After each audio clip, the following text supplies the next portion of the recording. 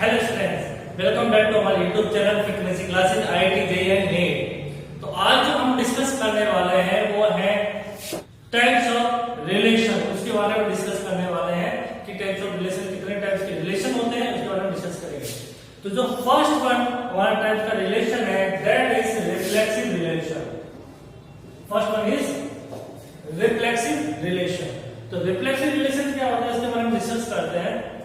Reflexive relation क्या होता है, सपोज करो कि आपके पास एक सेट गिवन है, उसमें एलिमेंट सेट, अगर उनका जुड़वा भाई, उनका डबल अगर रिलेशन में प्रेजेंट है तो वो रिफ्लेक्सिव रिलेशन होगा।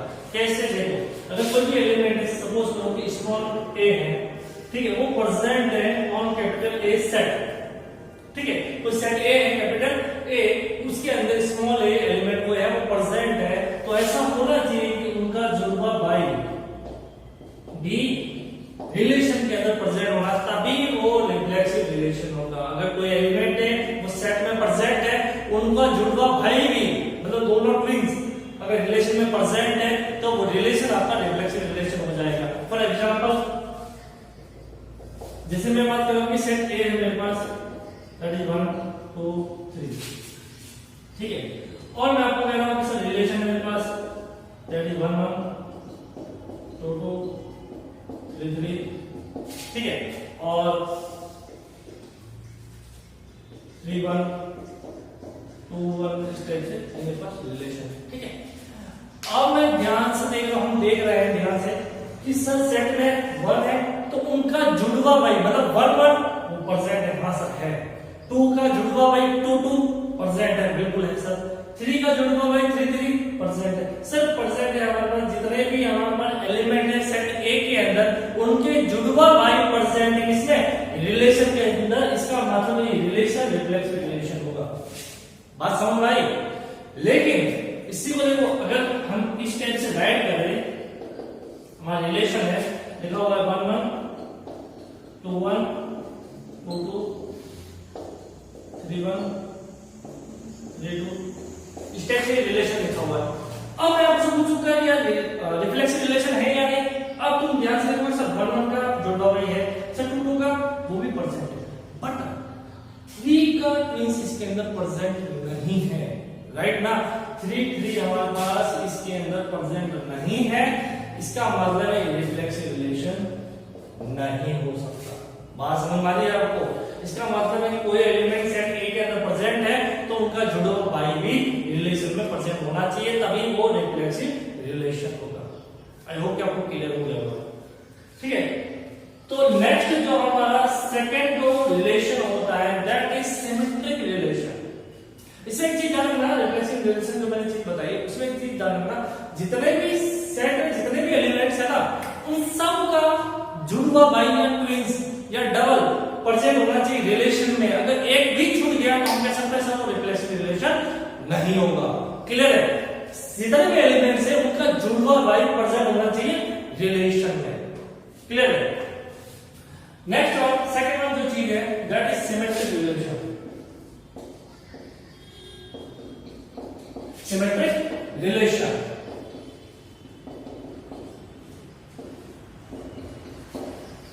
सिमेट्रिक रिलेशन क्या होता है? सिमेट्रिक का मतलब क्या होता है, इसको आगे से देखो या पीछे से, वो चीज सेम की सेम दिखनी चाहिए। जैसे ये सेम, इसको मैं ऐसे देखो ऐसे देखो, चीज वही है और उसका शेप भी वैसे का वैसा ही है, राइट ना।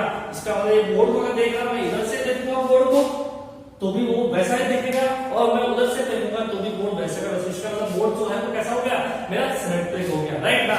तो इसी टाइप से कोई सिमेट्रिक है, हमको रिलेशन बनाना है कि वो रिलेशन सिमेट्रिक है या नहीं, उसके बारे में बताना है। तो क्या होगा इसमें, अगर आपका ए कॉमा बी ऑर्डर पेयर है वो प्रेजेंट है इन रिलेशन, अगर ऐसा है तो ऐसा होना चाहिए B comma A should B present in relation. अगर ए कॉमा बी प्रेजेंट है रिलेशन में तो बी कॉमा ए भी प्रेजेंट होना चाहिए रिलेशन में, तभी जो रिलेशन होगा वो सिमेट्रिक रिलेशन होगा, अदरवाइज नहीं होगा। एग्जांपल के तौर पर इसमें रिलेशन दे दिया 1 1 2 1 2 2 1 2। अब मैं ध्यान से देखूंगा जितने भी ऑर्डर पेयर उसके अंदर है उन सबका ट्विंस इसके अंदर परसेंट है। जैसे अगर 1 1 की बात करो, 1 1 का उल्टा क्या होता है, 1 1 ही होगा, इसका मतलब परसेंट है ऑलरेडी, ठीक है। 2 1 का उल्टा क्या होगा, 1 2, वो परसेंट है मेरे यहाँ पर 1 2, ठीक है। और 2 2 का उल्टा क्या होगा, 2 2 होगा, इसका मतलब 2 2 परसेंट है। और 1 2 का रिवर्स जो होता है वो 2 1 होगा, वो मेरा परसेंट है यहाँ पर। इसका मतलब है ये रिलेशन मेरा कैसा हो गया, सिमेट्रिक रिलेशन हो गया। क्लियर है? इसे ध्यान देना कि इसमें जरूरी नहीं है कि जितने भी सेट के अंदर, जो सेट में अगर है हमारे पास, उसके जितने भी एलिमेंट्स हैं वो परसेंट होना जरूरी नहीं है। फॉर एग्जांपल यही रिलेशन बना हुआ है, मैं इसका सेट आपको दिया है, दैट सेट इज 1 2 और 3, ठीक है। अब सर आप कहोगे सर 3 का तो आपने यूज ही नहीं किया रिलेशन में। जरूरी नहीं है कि जितने भी एलिमेंट्स हैं उनका यूज किया जाए for symmetric relation. Symmetric relation में ऐसा कोई जरूरी नहीं है, बट हाँ हम जब रिफ्लेक्सिव रिलेशन की बात करते हैं तो उसके जितने भी एलिमेंट्स हैं उन सब का यूज आना पड़ेगा फॉर रिफ्लेक्सिव रिलेशन। पर सिमेट्रिक में ऐसा नहीं है। जैसे इसमें देख रहे हो, इसमें आपने 3 का यूज नहीं किया है तो भी ये रिलेशन कैसा है आपका, सिमेट्रिक रिलेशन है, ठीक है। और जैसे मैंने आपको लिखते हैं वो रिलेशन 1 2 3 1, ठीक है, और 1 1 2 1, ठीक है। इस तरह से मैंने रिलेशन लिख दिया। अब मैं ध्यान से देखूंगा सर 1 2 उसका रिवर्स है, 2 1 1 का रिवर्स भी है, 2 1 का भी है, बट 3 1 का रिवर्स परसेंट नहीं है। 3 1 का रिवर्स क्या होगा, 1 3, वो परसेंट नहीं है रिलेशन में। इसका मतलब ये सिमेट्रिक रिलेशन नहीं होगी। इसका मतलब जितने भी रिलेशन के अंदर ऑर्डर पेयर परसेंट है उन सब का ऑर्डर पेयर का रिवर्स परसेंट होना चाहिए रिलेशन में, तभी रिलेशन कैसा होगा, सिमेट्रिक रिलेशन होगा, अदरवाइज वो सिमेट्रिक रिलेशन नहीं होगा, ठीक है। बात समझ में आ गई यहाँ तक। सिमेट्रिक रिलेशन क्या होता है, अगर ए भी परसेंट है रिलेशन आर में तो बी ए उनका रिवर्स करने पर भी रिलेशन में परसेंट होना बहुत जरूरी है, तभी वो रिलेशन कैसा होगा, सिमेट्रिक रिलेशन होगा, अदरवाइज वो नहीं होगा, ठीक है। चलो बढ़ते हैं आगे, नेक्स्ट थर्ड हमारे रिलेशन पर, दैट इज ट्रांजिटिव रिलेशन। चलो आगे डिस्कस करते हैं हमारे थर्ड रिलेशन की तरफ, that is transitive relation. Transitive relation के रिगार्डिंग हम बात करते हैं, ठीक है। उसमें होता क्या है, इसमें हमारे पास 3 ऑर्डर पेयर की रिक्वायरमेंट होती है, ठीक है। इसमें होगा क्या, अगर आपका ए बी परसेंट है इन रिलेशन में और आपका बी सी भी परसेंट है इन रिलेशन, तो बात ये होगी कि जो आपका AC है वो भी प्रेजेंट होना चाहिए रिलेशन में, तभी वो रिलेशन कैसा होगा, ट्रांजिटिव रिलेशन होगा। क्लियर हो रहा है आपका? अगर आपका AB प्रेजेंट है रिलेशन में, BC प्रेजेंट है रिलेशन में, तो आपका AC भी प्रेजेंट होना चाहिए रिलेशन के अंदर।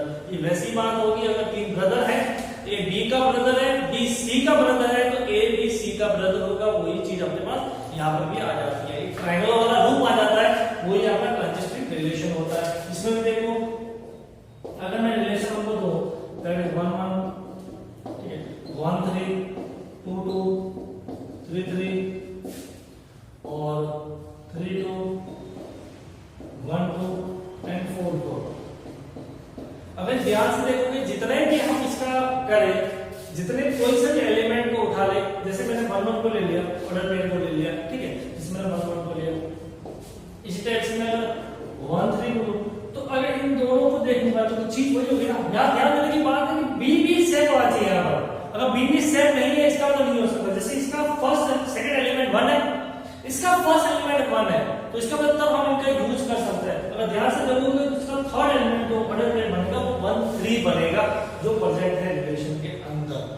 क्लियर हो रहा है? इसका मतलब है कि ये जो हो गया वो ट्रांजिटिव रिलेशन हो गया। ट्रांजिटिव रिलेशन की कंडीशन क्या है, अगर ए बी प्रेजेंट है रिलेशन में और बी सी प्रेजेंट है रिलेशन में, तो ए सी भी प्रेजेंट होना चाहिए रिलेशन में। अगर दो ऑर्डर पेयर है, दोनों ऑर्डर पेयर में, जैसे यहाँ पर मैंने ऐसा 2 1 ले लिया और ले लिया 1 3, ठीक है, इस टाइप से ले लिया, तो यहाँ पर फर्स्ट एलिमेंट 1 है, सेकंड एलिमेंट 1 है इसका, ठीक है। इसका मतलब हम ये ले सकते हैं, इन दोनों का अगर ध्यान से देखोगे तो ये 2 3 बन जाएगा। इसका मतलब जहां पर 2 1 है और 1 3 है, तो वहां 2 3 भी प्रेजेंट होना चाहिए, अदरवाइज वो कैसा हो, वो ट्रांजिटिव रिलेशन नहीं होगा। ये तो दोनों प्रेजेंट है तो ये भी प्रेजेंट होना जरूरी है, तभी वो ट्रांजिस्टिव रिलेशन होगा। वो कोई आपको समझ में आ गया होगा ट्रांजिस्टिव रिलेशन। ट्रांजिस्टिव रिलेशन बोलता है ये ट्रायंगल वाले की कंडीशन है, बेसिकली मैं आपको पहले बता दूं, ये AB रिलेशन में है, BC रिलेशन में, तो AC भी रिलेशन में होगा होना चाहिए, तभी वो ट्रांजिस्टिव रिलेशन होगा। ठीक है, चलो बढ़ते हैं आगे हमारे नेक्स्ट रिलेशन की तरफ। ठीक है, तो हमारा जो फोर्थ रिलेशन है दैट इज इक्विवेलेंस रिलेशन, उसके बारे में डिस्कस करते हैं। कोई भी रिलेशन इक्विवेलेंस रिलेशन तभी होगा जब रिलेशन रिफ्लेक्सिव हो, सिमेट्रिक हो और आपका ट्रांजिस्टिव हो। इसका मतलब है कि अगर कोई रिलेशन है वो रिफ्लेक्सिव भी है, सिमेट्रिक भी है और ट्रांजिस्टिव भी है, तभी वो रिलेशन आपका इक्विवेलेंस रिलेशन होगा। इसका मतलब सबको अगर कंबाइन कर दिया जाए तो हमारा इक्विवेलेंस रिलेशन आ जाएगा। क्लियर हो रहा है आपको? अगर कोई रिलेशन है वो रिफ्लेक्सिव भी है, सिमेट्रिक भी है, ट्रांजिस्टिव भी है, तो ये तीनों क्या होगा वो अभी हमने डिस्कस कर लिए। अगर तीनों एक साथ एक ही रिलेशन में हो रहे हैं वो रिलेशन आपका इक्विवेलेंस रिलेशन हो जाएगा। जैसे एग्जांपल के तौर पर मैंने आपको कहा रिलेशन आपको गिवन है दैट इज T1 और T2, ठीक है, या सॉरी L1 और L2, ठीक है, ये दो लाइंस हैं और बोला गया कि L1 is parallel to L2, L1 है वो L2 के पैरेलल है, ये आपको गिवन है, ये रिलेशन बेसिकली। अब आपको बता रहे हैं कि रिलेशन इक्विवेलेंस है या नहीं, इसके बारे में चेक करते हैं। तो देखो L1 इज L2 के पैरेलल है, देखो पैरेलल का सिंपल सा मीनिंग है कि दोनों का जो स्लोप है वो सेम है, राइट ना। स्लोप की इक्वेशन जो होती है वो क्या होती है, लाइन की y = mx + c, तो ये जो m है ये बेसिकली स्लोप को रिप्रेजेंट कर रहा है। अगर दो लाइन का स्लोप सेम है इसका मतलब वो दोनों पैरेलल होगी, इसमें कोई डाउट की बात नहीं होगी। ठीक है, तो सपोज करो कि हमारे पास ये L1 ये L2 दो लाइन है, दोनों पैरेलल है, ये रिलेशन में इसका रिलेशन है। देखो अगर रिफ्लेक्शन की बात करें इसका मतलब वो लाइन क्या हो जाएगी, इसका मतलब है कि हम L2 की जगह भी L1 ही पुट कर देंगे, क्योंकि रिफ्लेक्सिव बोलता है कि एलिमेंट है उनका ट्विन्स रिलेशन में होना चाहिए। इसका मतलब L1 L2 1 का पैरेलल होना चाहिए। होगा कि नहीं होगा? बिल्कुल होगा। क्यों होगा? क्योंकि दोनों का भाई लाइन तो एक ही हुई ना, एक ही लाइन होगा, इसका मतलब का स्लोप जो होगा क्या होगा, सेम होगा। जब स्लोप सेम होता है तो वो पैरेलल भी होते हैं। इसका मतलब है L1 L2 1 का पैरेलल होगा, इसका मतलब है जो रिलेशन है वो आपका रिफ्लेक्सिव होगा, रिफ्लेक्सिव है भाई। ठीक है, अब बात आती है हम सिमेट्रिक की बात करें तो सिमेट्रिक के लिए देखो अगर आपका L1 L2 के पैरेलल है, इसका मतलब है L1 is parallel to L2, ठीक है, तो हम कह सकते हैं भाई साहब L2 भी तो L1 के पैरेलल होगा, इसमें डाउट की बात कहां से है? कि लाइन है, ये दूसरी लाइन है, अगर ये इसके पैरेलल है तो ये भी तो इसके पैरेलल होगी, तो सोचने की बात थोड़ी है। तो बात वही आ गई कि L1 is parallel to L2, तो भाई साहब L2 भी तो पैरेलल होगा L1 के। समझ में आ गया है? इसका मतलब जो रिलेशन है वो कैसा हो गया, सिमेट्रिक भी हो गया। क्लियर हो रहा है यहां तक? भाई रिफ्लेक्सिव हमने देख लिया, सिमेट्रिक देखते हैं, अब और ट्रांजिस्टिव पर देखते हैं।